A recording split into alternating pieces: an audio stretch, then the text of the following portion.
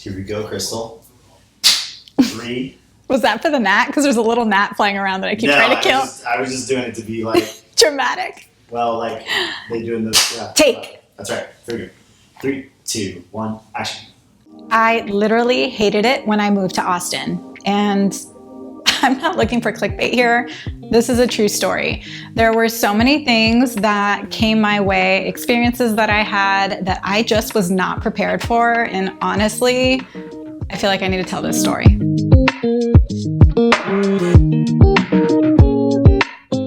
Here's the deal. Everybody, and I mean everybody, hates you.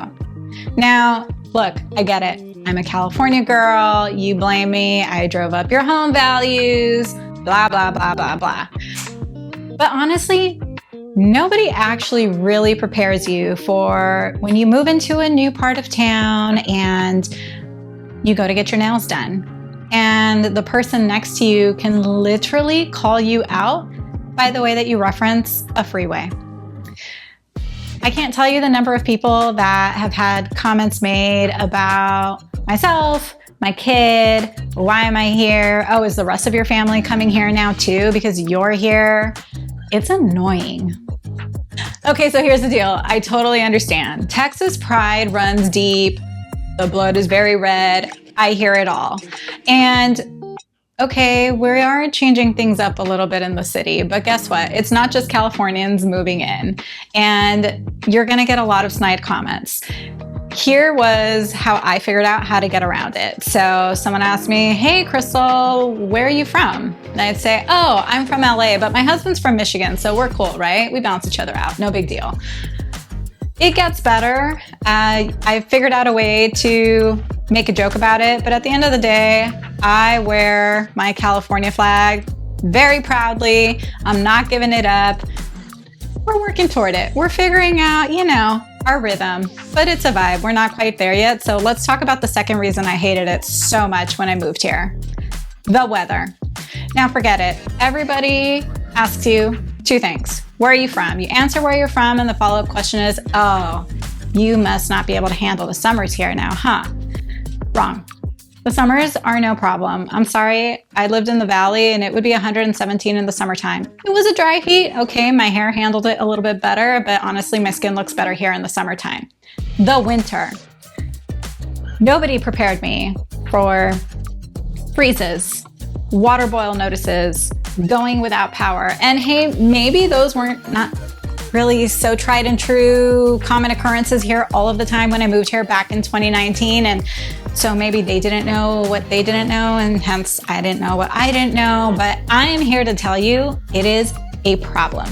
So be prepared. You are going to lose power. You are going to need to boil your water. You're going to need to stock up on water and toilet paper and bread and eggs and all the things. And please make friends with your neighbors because they're going to see you through survival mode. Okay, so I'm done being cold. I'm done being frozen. We're not talking about Atahalan anymore. My next largest regret when I made the move here was that I bought a house literally within 72 hours of landing in Austin. Huge mistake. Rent, and here's the reason why. And I'm not saying, lock yourself into a 24-month lease so you can get better pricing and blah, blah, blah.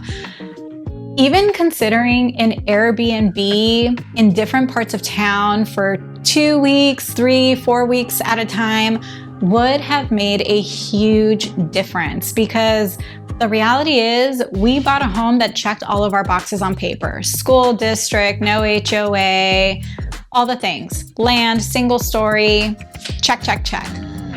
But it was not a neighborhood that aligned with our lifestyle, and it is by far one of my biggest regrets of moving here. Now, don't get me wrong. That home is a fabulous home. We still own that home, and it's an investment property for us here today. But I quickly found ourselves on a house hunt once again. And so I'm here to tell you that yes, I think real estate is one of the greatest avenues to build wealth, to secure your lifestyle, all of those things.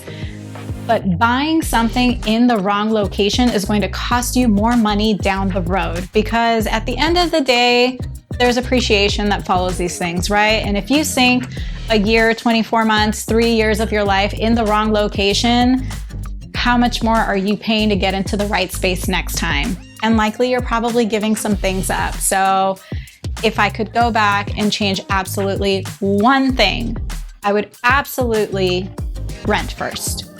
Water. The end. Like, do I really need to say anything else? I never thought, again, Californian here speaking, land of the dry, did I ever think in a million years that I was going to move somewhere and water was going to be an issue? I didn't know to ask the question. And honestly, today it's probably the number one question that I get asked by clients thinking or considering a relocation to Austin. And well, it's a valid question. Now, are we running out of water? Is it dry? Are we all dehydrating and turning into prunes? No. However, we do have a real water issue. For example, in the middle of the pandemic, mass growth happening, huge development projects, big influxes of population moving in, and what happens? Dripping Springs issues a building moratorium on all of Dripping Springs, where all planned developments that had broken ground had to halt. Why? Because the supply couldn't support the demand. So, is this everywhere? No. But think about it. You have all of these beautiful master plan communities, big sprawling green lawns everywhere, but maybe you can only water once a day. Sorry, let's back that up. You can only water once a week, and it's between midnight and 7 a.m. And if you want to plant new grass, you have to have water brought in on a truck if you are on a water notice. You cannot go out there and run your sprinkler. You literally have to truck it in. Who the hell wants to do that? So again, is it the end of the world? No. Are we drying up? No. But it is something I wish I knew. Okay, so look, I could go on for days about things that annoy me, but the reality is we're gonna cut to the chase. I'm a real estate girl. I like homes, I like investments, I believe in the value of them, and this state is not investor friendly. I said it, there, shoot me. But here's the deal. Yes, we have no state income tax, so we're all celebrating. Yay, we get to keep more of our paycheck. Do you really think that the state's not gonna get their money? No, that comes in the form of property taxes. And to align with that, keep this in mind. If you're an investor, you can't homestead your property. And if you're not familiar with this term, be sure and check out my taxes video where I explain that a little bit further. But that homestead really provides a pretty big protection for homeowners. So if you don't have it, you can pretty much guarantee that you're not really gonna cash flow on that property. Again, yes, there's those of you that are buying cash, or maybe you bought pre-COVID, way before the boom, and like hats off to you because you're probably still doing solid.